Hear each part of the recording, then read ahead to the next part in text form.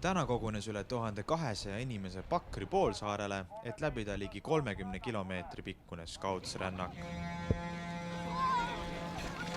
Scouts-rännakut siis korraldatakse selleks, et propageerida kaitseväge, siis Scouts-pataljoni ja üldiselt on ta tehtud siis nii-öelda Scouts-pataljoni taasloomise aastapäeva puhuks.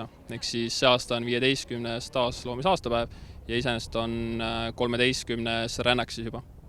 See aasta on ilmaga hästi vedanud, kuna meil oli suhteliselt lühike ja hõre talv, siis rada on kuiv, kui varasematel aastatel on olnud selliseid suuri jäälompe, mis on teinud juba kuskil 6. kilomeetril osalejatel jalad märjaks, siis see aasta on suht kuiva jalaga läbi tuldud ja lund on ka vähe, et ei pea nagu sumpama kõvasti.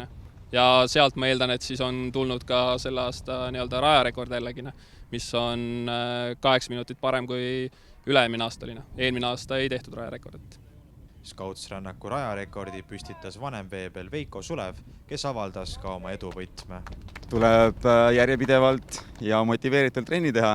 Et ma arvan, eks see tulemus on ka selles mõttes hea, et ma olen nagu viimastel aastatel tegelenud pikamaa jooksuga, just nimelt nagu maratoni jooksuga, et sealt on võib-olla see hea põhi, et ega ma muud ei oskagi öelda. Kannatlikkust ja pikka meelde ja järjepidevust.